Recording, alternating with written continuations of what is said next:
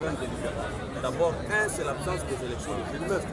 Donc nous appelons des vivres au gouvernement de financer la CENI pour que ces élections soient organisées.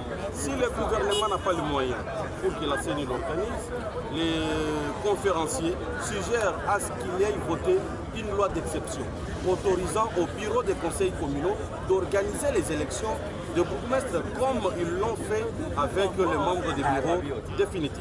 Et le troisième point, et le point qui est imminemment politique, il s'agit des soutiens aux actions du chef de l'État. Nous sommes les plus proches de notre population. Nous sommes les élus proches de notre peuple. Et nous avons constaté que le président de la République fait beaucoup d'actions, mais plusieurs actions ne sont pas relayées au niveau de la population. Je peux citer les bateaux de pêche. Beaucoup d'entre nous n'ont jamais vu les bateaux de pêche. Ils l'ont vu que sous le mandat de Félix Tshisekedi.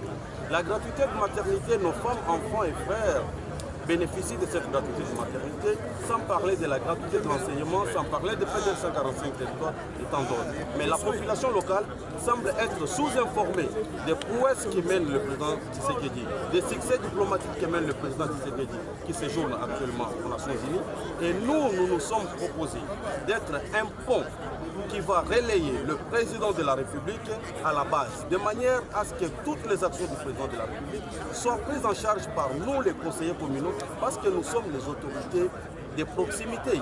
Et nous allons faire de sorte que la politique du président Tshisekedi soit une politique appropriée par notre population.